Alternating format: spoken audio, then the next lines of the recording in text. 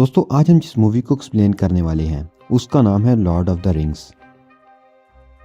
Movie के शुरू में हम देखते हैं कि 19 रिंग्स बनाई गई हैं और इनमें से 3 रिंग्स एल्व्स को दी जाती हैं। एल्व्स बहुत ही शार्प और इमोर्टल होते हैं। 7 रिंग्स ड्वार्फ्स को दी जाती हैं जो दूर दराज माउंटेन्स पर रहते थे। इसी वजह से ड्वार्फ्स को माउंटेन क्राफ्टमैन भी कहा जाता था।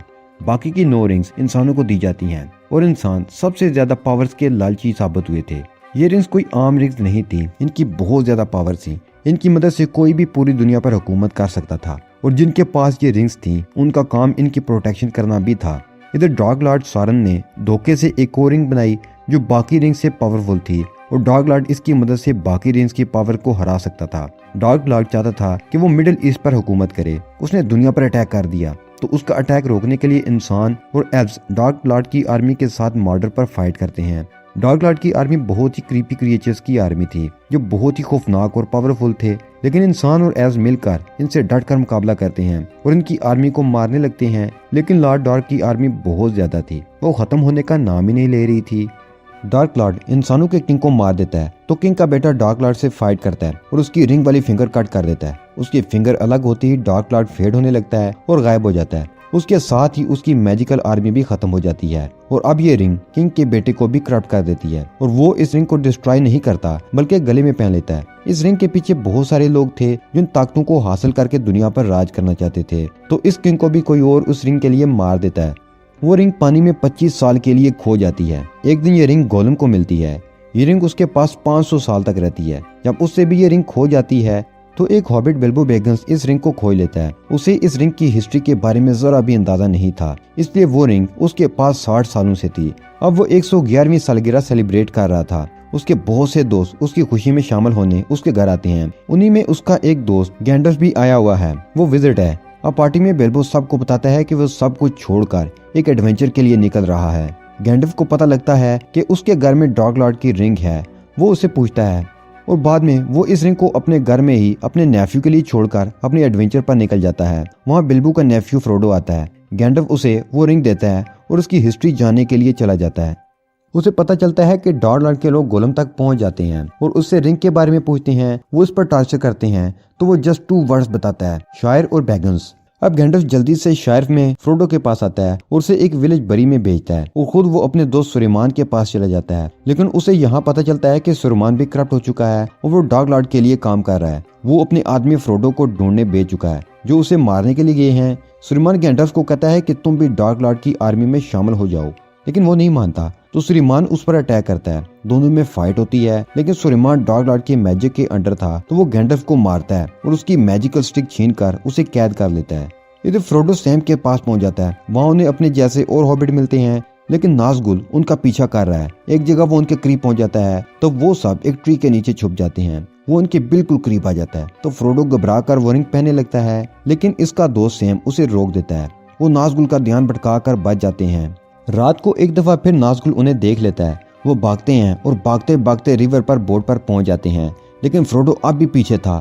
नाज़गुल उसको पकड़ने के लिए उसके पीछे था। वो उसे पकड़ने ही वाला होता है कि जंप करके वो बोर्ड पर आ जाता है और बच जाता है। अब यहाँ से वो विलेज बरी में पहुंचते हैं, लेकिन यहाँ कर उन्हें पता चलता है कि गैंडल्फ तो 6 मंथ से यहाँ पहुंचा ही नहीं। अब उन्हें कुछ समझ नहीं आ रहा होता कि वो क्या करें। वो ये सोच ही रहा होता है कि इस रिंग के असर की वजह से उसे चक्कर आते हैं और वो गिरने लगता है। वो रिंग भी उसके हाथ से छूट जाती है। उसे पकड़ने की कोशिश में वो रिंग उसकी फिंगर में चली जाती है और वो वहाँ से गायब हो जाता है। तो वो एक अलग दुनिया में ही पहुंच जाता है। नाज़गुल को भी इस रिंग के पहनने की वजह से उसकी लोकेशन का पता चल चुका था। इस जगह पर फ्रोडो अजीब दुनिया देखता है तो वो घबरा कर रिंग वापस उतार देता है तो वो उसी जगह वापस आ जाता है जहाँ से वो गिरा था। वहाँ एक रेंजर स्ट्राइडर होता है। वो उसे अपने साथ ले जाता है। स्ट्राइडर उन्हें कहता है कि काफी वक्त गुजर चुका, गैंडल्फ नहीं पहुंचे, हम उनका और वेट नहीं कर सकते, आगे बढ़ना ही होगा और डार्क लॉर्ड के सिपाही इसके गुलाम हैं। वो तुम लोगों को ढूंढे बगैर और इस रिंग को हासिल किए बगैर वापस नहीं जाएंगे।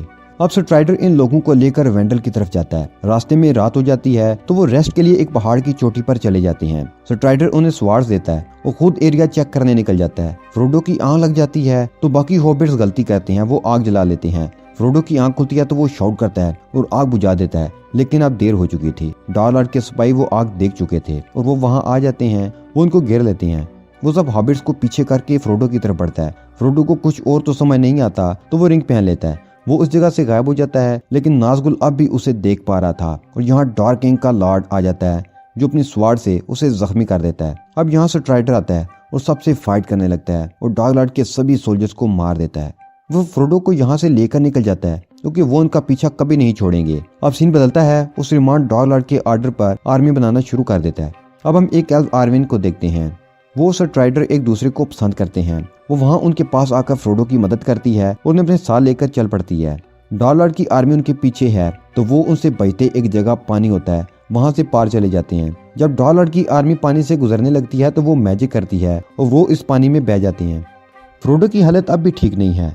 वो उसे लेकर जल्दी से रिवेंडल पहुंचती है। वहाँ आर्वेन के फादर फ्रोडो का इलाज करते हैं। फिर जब फ्रोडो को होश आती है तो वो देखता है कि वहाँ गैंडल्फ बैठे हैं। वो बताते हैं कि उन्हें एल्फ ने बचा लिया। यहाँ फ्रोडो अपने अंकल बिल्बो से मिलता है। उन्हें कहता है कि मैं आपकी तरह नहीं हूँ, मैं और एडवेंचर नहीं कर सकता। अब चूंकि रिंग यहाँ से सेव है तो मैं अपने घर वापस जाना चाहता हूँ। एरवन के फादर अब इंसानों, एल्व्स और ड्वार्फ्स की मीटिंग बुलाते हैं। गैंडल्फ एरवन के फादर को कहते हैं कि हमें इंसानों पर ट्रस्ट नहीं करना चाहिए। वो कहते हैं कि इंसानों के एक बादशाह ने डार्क किंग को मारने के बाद लालच में आकर वो रिंग खुद रख ली थी। हम इन पर ट्रस्ट नहीं कर सकते। एरवन और स्ट्राइडर मिलते हैं। यहाँ हमें पता चलता है कि स्ट्राइडर इसी किंग का बेटा है जिसने वो रिंग चुराई थी, लेकिन स्ट्राइडर इन सब बातों से अलग हो गया था। एरवन स्ट्राइडर से बहुत प्यार करती थी, इसलिए वो अपना मैजिक नेकलेस उतार देती है और एक आम इंसान बनकर स्ट्राइडर के साथ रहना चूज करती है। इस नेकलेस को उतार कर अब वो मोर्टल नहीं रही और आम इंसानों की तरह जब वक्त आएगा मर जाएगी। ये वो स्ट्राइडर के प्यार की वजह से कर रही थी। इधर काउंसिल मीटिंग में इंसान, ड्वार्फ और एल्फ इकट्ठे होते हैं, लेकिन इनमें से कोई भी इस रिंग को डिस्ट्रॉय करने के लिए राजी नहीं था क्योंकि वो जानते थे ये बहुत खतरनाक है। अगर इसे डिस्ट्रॉय करने की कोशिश की गई तो बहुत तबाही आएगी। यहाँ सबको ये बात भी पता चल जाती है कि स्ट्राइडर गोंडोर का किंग है, वो एरागोन है।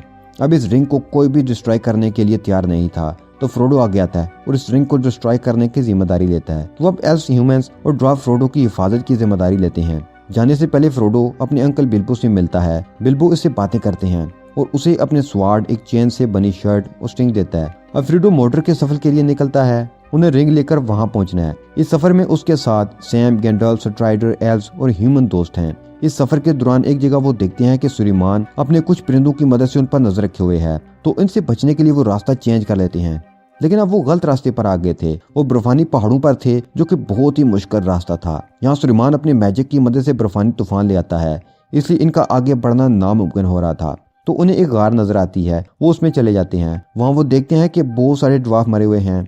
वो उन्हें देख ही रहे होते हैं कि वहाँ पानी के अंदर से एक अजीब सा क्रिएचर फ्रोडो को पकड़ लेता है। ड्वार्फ्स, एल्व्स और ह्यूमन दोस्त मिलकर उसे बचाने के लिए इस क्रिएचर से फाइट करते हैं। वो क्रिएचर फ्रोडो को खाने ही वाला था कि सब उसे मारकर फ्रोडो को बचा लेते हैं।